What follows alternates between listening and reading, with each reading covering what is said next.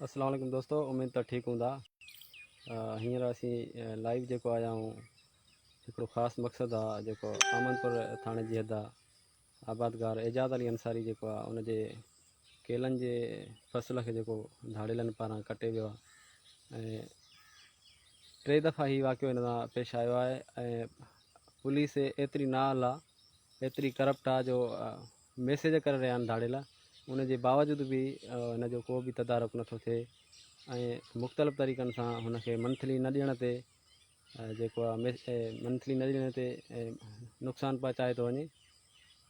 हीउ ॾिसो जेको आहे हिन जो फ़सुलु जेको आहे केलनि जो हीउ कटे विया आहिनि